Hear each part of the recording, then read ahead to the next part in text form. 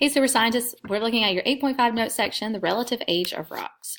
So we're looking at how you can determine the age of fossils and the sedimentary rock that they would be contained in.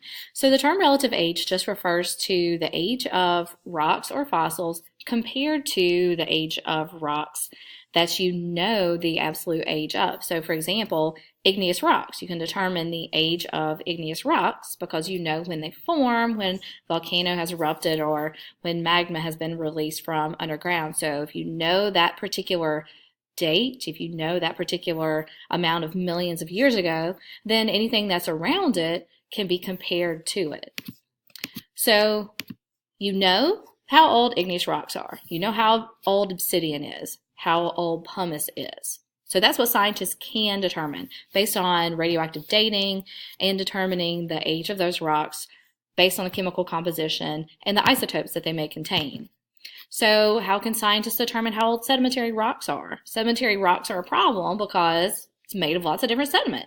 It may have organic matter, it may have once living organisms in it, it may have fossils, plant material, animal material, shells, it could have sand, mud, all kinds of different things deposited in order to form that stratigraphy and that sedimentary rock formation. So how do you determine how old this rock is that has crinoid stems? How do you determine how old these leaves are?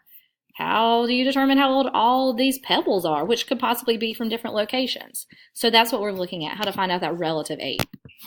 So in order to determine the relative age, scientists are going to need to look at igneous rocks. So if you have determined the absolute age of magma or lava that has hardened into an igneous rock, then you can use that information to help determine the relative age of any rock layers, sedimentary rock layers, or fossils that may be contained in those sedimentary rock layers. So scientists are going to look at extrusions and intrusions. Remember, those are referring to igneous rock formations.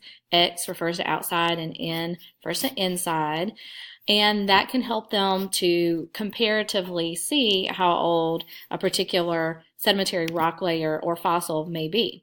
So in determining relative age, the extrusion, when it is formed, that magma is going to get deposited on the outside. So as the magma comes up to the surface, erupts from the volcano, it becomes what we refer to as lava since it's on the outside. It's going to end up cooling down. So you have this red hot molten material, cools down, turns into this black rock. So scientists can determine the age of that since it was released from the volcano and it has specific chemical composition. So then intrusions can also be used since intrusions are made of lava, they're made of igneous rock as well. So in this example, here's the intrusion. So this intrusion, if you find out the absolute age of that particular rock layer through radioactive or radiocarbon dating, then scientists can compare it to the age of this sediment that's around it. And you know this is a sedimentary rock layer because of all these horizontal lines. So if you know the age of this lava, if you know the age of that intrusion, the absolute age of it, then you can compare that to the rock around it because all that rock had to be there first in order for that lava to get pushed up, to be forced by pressure into that rock. Because that lava is not going to just jump up out of the ground and just stand there horizontally. Gravity's going to pull it down if that were to happen. So this rock had to be there first. That rock is going to be older than intrusion. So intrusion is always going to be younger than the rock that it cuts through. So faults can also be used. San Andreas faults, what you have pictured here, that may be one that you're familiar with, especially if you've seen the movie San Andreas. So a fault is just a fracture, a break in Earth's crust and Earth's surface. And a fault line's usually where you have a lot of earthquakes, a lot of energy that is released from the Earth fracturing. And this one is pretty big. It's going to get larger over time as well. So faults can be used to determine the age of relative material as well. So in order to determine relative age, geologists, scientists are going to study extrusions, intrusions of igneous rock, faults, and gaps in the geologic record, which is called an unconformity. Scientists also study index fossils as well, which we'll get to in just a minute. So here's another picture of an intrusion. So is this intrusion older or younger than the sedimentary rock around it? That's exactly right. This intrusion is going to be younger than the rock around it. The sedimentary rock is going to be older because it was there first. And this fault line, so you can see that there's kind of a fracture. Those rock layers are not aligning. So this here was once aligned with this section. And this white layer here was once aligned with this. So you can see that that rock layer has shifted. So all of this sediment had to have been deposited first before that fault occurred, before that break in Earth's surface. Otherwise, you wouldn't have the horizontal rock deposition of that sedimentary rock. So the law of superposition is another way that scientists can determine the relative age of rocks. So this is a picture of the Grand Canyon. This is probably one of the best examples of sedimentary rock formation utilizing the law of superposition. So superposition is a big word, but it means a really simple concept. So this just says that in horizontal sedimentary rock layers, when you have these horizontally deposited sediments, the oldest rocks are on the bottom, the youngest rocks are at the top. So it's like if you are making a peanut butter and jelly sandwich, you're going to sit down a piece of bread and then you put some peanut butter on it. You may put some jelly. You may have the bread on top. You may put some other stuff. I don't know. So you're going to have the bread that was set down on your table first, and then you had the peanut butter next, and then you had the jelly next, and then you had the next piece of bread. Unless you put something weird like bananas in it. So in this example of the Grand Canyon, the Supai sandstone is the oldest. It's 285 million years old. It was the first layer in this example that was deposited. The youngest rock layers here at the top is the Kaibab limestone. It's 250 million years old. So if we didn't have these time indicators out beside of it, we still would be able to tell how old those rock layers were approximately, because we would know the Supai sandstone, since it's at the bottom, it's the oldest. So oldest layer at the bottom, youngest layer at the top. And that is going to be for sedimentary rock layers that have not been overturned or have not had anything that has happened to them, that are just in the original form of deposition. So an unconformity, this is a gap in the geologic record. An unconformity is going to occur where you have erosion take place. So erosion is going to be what causes the unconformity. So erosion is going to wear away layers of sedimentary rock, and then new sediment will form on top of it, forming new sedimentary rock layers. So in this example, we have some nice stratigraphy of sedimentary rock formation. You know it's sedimentary rock because you have those layers.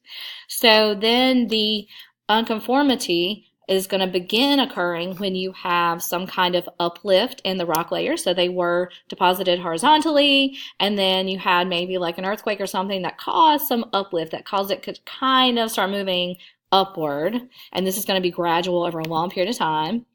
And then erosion takes place. So you could have a flood, you could have a lot of wind, like a big windstorm. So something wears away this surface. So now instead of those nice horizontal lines, we have some kind of funny shapes like curved lines and some weird jagged thing at the top, because basically all that has been eroded. So you could have like the best T-Rex fossil ever up here in one of these rock layers. You would never know if it got eroded. So if you had like a big flood and all that kind of got washed away, then it's just gone forever. So then what happens for the unconformity is that you have newly deposited material that gets deposited at this jagged area where erosion has occurred. So you have really old material that's been eroded that has new material get deposited on top of it. So really old material comes in contact with really newly formed material. And here's an example of an unconformity, just so you can kind of see what that may look like in real life. And just to give you some idea of scale, there's a person standing right here. So this is the uplift area, and this is where it's been eroded. And this one, you can definitely see that there's been new deposition that's taken place on top. And you can see where this would have kind of arched upward, but it's been eroded, so you don't have any of that information, any of that geologic information anymore. Index fossils are another thing that's used to help determine relative age. So there's a couple different things that are frequently used as index fossils: trilobites, brachiopods, ammonites, like this beautiful picture. So index fossils are organisms that have, of course, been fossilized, but they were widely distributed, which means they lived over a wide area that can be found in a lot of cases, multiple continents or worldwide, and they lived a short time. Now, short time is going to be narrowed down to like a specific era or a period in geologic time. So short time geologically, maybe a couple million years. So here's an example of how you may see law of superposition on your EOG. So index fossils, since we know that they were widely distributed, they lived a short amount of time, they're useful because they can help you to determine the relative age of rocks. So for example, we have a brachiopod right here. So we have a brachiopod over here. So we know that those two rock layers must be about the same age because brachiopods went extinct and were no longer living after this particular time period. Same thing with trilobites down here. Trilobites went extinct, unfortunately. I love trilobites. They lived during the Paleozoic era. So trilobite, trilobite, trilobite, trilobite. So that tells us all four of those rock layers have to be about the same age because they have trilobites in them. And trilobites went extinct after the Paleozoic. You don't see trilobites in any of these other rock layers. Also, you've got some missing information here. So what may have caused you to not have layer A, B, C, and D at all for these locations?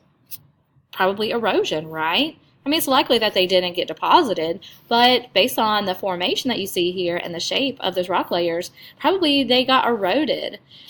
Specifically at this layer where it has layer A and then it skips to C. So basically you have this whole layer B that's missing from this area, and then you had new layer C that was deposited on top of that.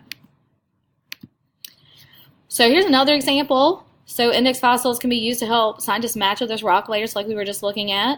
So we have this layer and this one that are similar color. They have similar fossils in them, brachiopods, shells, ammonites, fish fossils. Got an extrusion, so that tells us that that volcanic eruption happened over both of those areas. So those site 1 and site 2 are potentially in the same location. You only have an intrusion right here, so that means there must have been a fracture in that rock for that to have been forced up into. And then we have dinosaur footprints here, dinosaur footprints here. So that tells us, since you have dinosaur footprints in both of those locations, that both of those rock layers, Y and D, had to be Mesozoic because dinosaurs went extinct about 65 million years ago. Now you have a little law of superposition review in your lab notebook on page 10. So if you'll review through that, and you have some information here that's provided to help you in color coding this example. So that will help you in learning more about the law of superposition and reviewing this information. So one thing that you have here, it says gabbro dike. What that is an igneous intrusion. So just so that you know what that is, because that's a term that we have not used specifically. And then you have your other sedimentary rock layers that have been deposited around it. So make sure you look at that and answer the questions and do the color coding. Thanks, guys.